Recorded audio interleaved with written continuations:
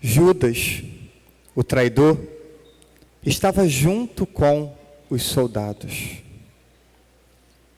Ao longo desta semana, tenho desenvolvido as reflexões a partir da perspectiva dos discípulos. Como eles viveram, como eles experimentaram cada momento, cada situação. Qual foi o comportamento deles? Que lições eles aprenderam? Como passam do entusiasmo para a dor, para um sentimento de abandono, de perda de sentido. E hoje destacaremos a presença deles durante a paixão do Senhor. Ao terminar a ceia de ontem, Jesus então sai com os discípulos para o jardim. O acontecimento ocorre então logo após a ceia, em um local que Jesus costumava se reunir com os discípulos. Por isso Judas sabia, o lugar era conhecido. Judas, o traidor, ele então sabia que Jesus iria para o jardim após a ceia. A presença de Judas nos faz pensar nos que são discípulos e na necessidade de não nos perdermos no caminho, mas permanecermos na fidelidade. Todos nós, todos, o padre, o diácono, cada um de vocês, todos nós corremos o risco de nos perdermos no caminho. Judas começou com honestidade, mas terminou como traidor. Não começou como traidor. Começou com honestidade, dando sim para ser um discípulo de Jesus. Ao mesmo tempo, termos a maturidade para entender que na igreja temos pessoas com disposições muito diferentes. Olhar para Judas, Judas é esse que traz Jesus, nos leva a perceber que na igreja tem pessoas que estão chegando agora, pessoas que já estão há muito tempo, pessoas que estão avançadas no caminho espiritual, pessoas que, não obstante muito tempo, não saem do lugar. Temos todo tipo de pessoa na igreja, de forma que não podemos nos escandalizar com os erros dos cristãos, porque dentro daquele grupo de 12, escolhido diretamente por Jesus, ali tinha um que se tornou traidor. Simão Pedro, que trazia uma espada consigo, puxa dela e fere o soldado. E Jesus diz a Pedro: guarda a tua espada. Pedro, arrependido por sua atitude violenta, pois esta não é a forma do discípulo agir em nenhuma circunstância, porque o próprio Jesus sofre com mansidão. E vemos hoje, em nome da fé, pessoas que se entendem discípulos de Jesus agindo com violência, com agressividade. Vemos isso no contato pessoal, vemos isso nas redes sociais. Simão Pedro e um outro discípulo seguiam Jesus. Os discípulos fogem, mas um discípulo influente, que não pertence ao número dos 12 apóstolos, ajuda Pedro a entrar no pátio do sumo sacerdote. Nesse pátio começaria o interrogatório e o flagelo. A criada que guardava a porta disse a Pedro: não pertences também tu aos discípulos desse homem? E Pedro responde: não. Pedro não disse não uma única vez, mas 3 vezes disse não, quando interrogado sobre ser discípulo de Jesus, e escuta o galo cantar. 3 negações para aquele que seria o líder dos apóstolos, o primeiro Papa da Igreja Católica. Jesus não chama os perfeitos, mas aqueles que estão dispostos a trilharem um caminho de conversão, de superação e de entrega de vida. Quantas vezes você e eu tivemos vergonha de demonstrar nossa fé em público? Não tivemos coragem de uma simples oração diante de outras pessoas para uma refeição, por exemplo? Não nos posicionamos diante de conversas contrárias à nossa fé? Sorrisos amarelos em meio de piadas impróprias? Conteúdo recebido em grupos de WhatsApp que não nos posicionamos? Quantas e quantas vezes tivemos vergonha, medo de dizer: eu sou discípulo de Jesus. Não concordo com essa atitude, não concordo com esse pensamento. Negamos também Jesus muitas vezes. Quantas vezes você e eu, então, tivemos essa mesma atitude de Pedro?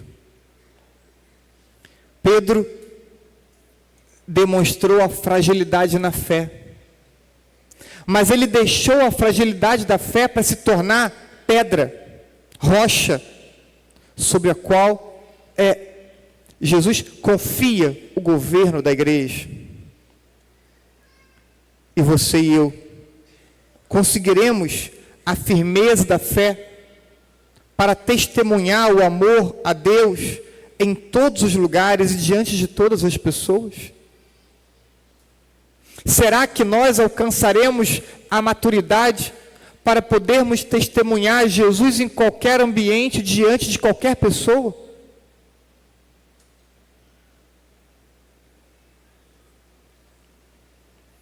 Pilatos saiu ao encontro dos judeus e disse-lhes: eu não encontro nenhuma culpa nele.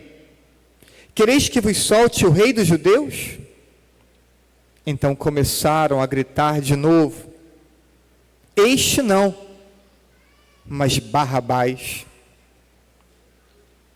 O que fazemos quando deixamos a missa, a oração, por conta do futebol, de uma festa, de um show, de bebidas, de uma viagem, ou de uma visita inesperada? O que fazemos? Cada vez que deixamos Deus, a Santa Missa, nossos compromissos de orações, por conta de tantas questões mundanas, também nós gritamos: Jesus não, mas Barrabás. Quantas vezes você gritou Barrabás ao escolher o futebol, a novela, a festa, a bebida e tantas outras coisas? Dessa forma, permitimos que essas realidades nos roubassem a presença de Deus. Pilatos mandou flagelar Jesus. Então Jesus veio para fora, trazendo a coroa de espinhos e o manto vermelho. E o povo começou a gritar: crucifica-o, crucifica-o. Aqueles mesmos que foram curados, que comeram pão multiplicado, que escutaram seus sermões que causavam admiração, agora gritam por sua morte. A ingratidão é muito dolorosa para nós quando experimentamos, quando ajudamos e depois viram as costas. Mas muito maior deve ser o sentimento de dor causado em Jesus pela nossa ingratidão. Tantas vezes suplicamos por ajuda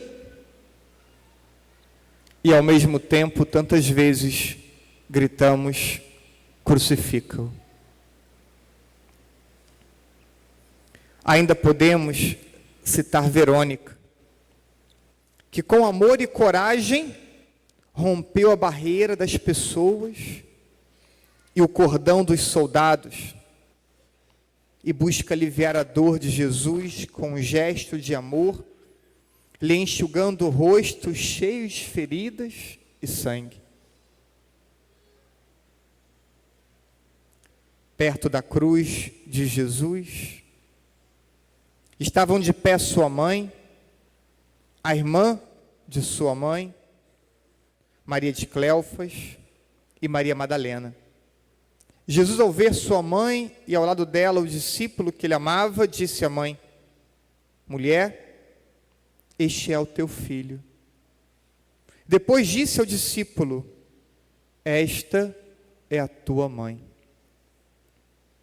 João, as piedosas mulheres acompanham Maria, lhe dão força, lhe dão apoio.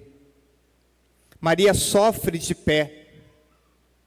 Jesus entrega sua mãe a nós e também nos entrega a sua mãe. José de Arimateia, que era discípulo de Jesus, mas às escondidas, por medo dos judeus, pediu a Pilatos para tirar o corpo de Jesus. Chegou também Nicodemos. Então tomaram o corpo de Jesus e envolveram-no com os aromas, em faixas de linho, como os judeus costumam sepultar. José era um discípulo de Jesus, às escondidas, mas ao mesmo tempo uma pessoa muito influente, ao ponto de poder ir pessoalmente até Pilatos e fazer esse pedido a Pilatos. José era um homem que tinha a estima de Pilatos. Nicodemos era um homem rico. É preciso termos discípulos de Jesus em todas as esferas da sociedade. Isso importa. Discípulos que utilizem sua posição na sociedade, sua influência e também os seus recursos para, como Igreja de Jesus, desenvolver sua evangelização. No entanto, muitos limitam suas vidas aos seus interesses pessoais e se fecham de modo egoísta no seu mundo. Cada um será cobrado pela sua própria condição, pela capacidade que tinha ou não de poder dedicar-se a Jesus, a esse segmento e a evangelização. Algumas lições de Jesus aos seus apóstolos, aos seus discípulos e a nós com a sua paixão. Vemos vários discípulos, além dos 12, atuarem nesse momento de sofrimento. Atuaram o que ajudou Pedro a entrar no pátio, não sabemos o nome dele. Verônica, que enxuga o rosto de Jesus. Os 2 que cuidaram do corpo morto de Jesus, Nicodemos e José de Arimateia, as mulheres ao lado de Maria na cruz,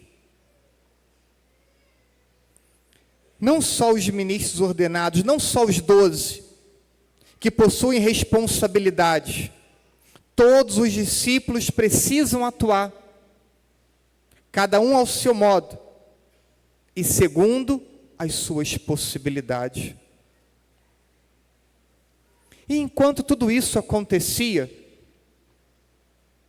Judas foi tomado de remorso, e ele devolve as 30 moedas, e acabou se enforcando, como é narrado, não nesse evangelho de hoje, mas no evangelho de Mateus, capítulo 27. Judas e Pedro negaram a Jesus, mas há uma diferença importante entre um e outro. Um se arrependeu, e o outro experimentou desespero e tirou a própria vida. Judas utiliza do beijo como um sinal de sua traição. Jesus, ainda assim, o chama de amigo. Também no Evangelho de Mateus, capítulo 26. Podemos comparar o beijo de Judas a tantos católicos mornos que, de modo sacrílego, carregando seus pecados, suas traições, entram na fila da comunhão para receberem a Eucaristia. Será que não podemos associar o beijo de Judas a tantos que não querem um caminho de conversão, mas não abrem mão da Eucaristia?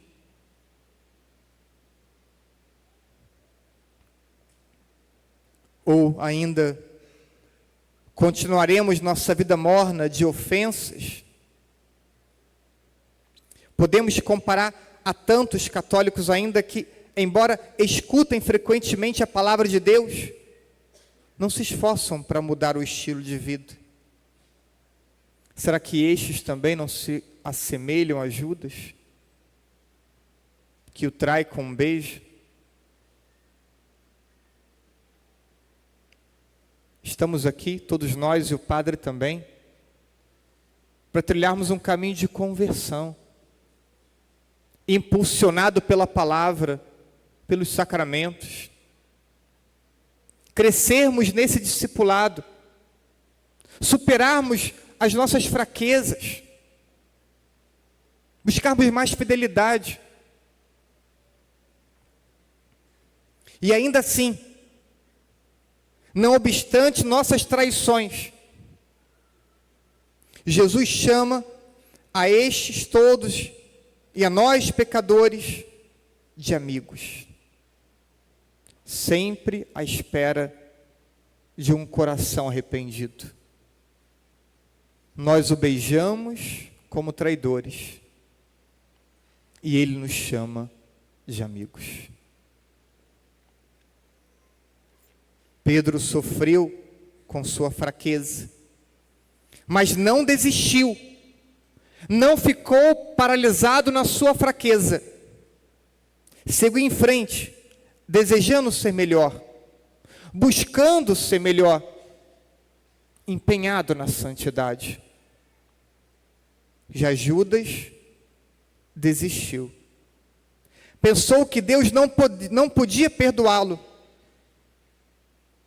E você, e eu, diante de nossas fraquezas, de nossas traições, o que nós faremos? Qual será a nossa atitude, o nosso comportamento? Seguiremos em frente, buscando responder ao amor de Deus com radicalidade e com uma atuação mais empenhada? Ou continuaremos nossa vida morna de ofensas e desrespeitos? Ou iremos abandonar Jesus e deixá-lo seguir? E deixá-lo de seguir? Tantas outras coisas poderíamos refletir nessa tarde de hoje. Mas agora é o momento em que cada um de nós precisamos fazer a nossa própria reflexão pessoal, abrindo o coração para experimentar a abundância de amor de Jesus derramada sobre nossas vidas nesses dias santos. A homilia não encerra a reflexão. A homilia provoca a reflexão, para que cada um possa pensar sua própria vida diante de Deus, diante do seu amor, diante daquilo que Ele espera de nós. Que a reflexão possa prosseguir de modo pessoal, individual. Sigamos com a celebração.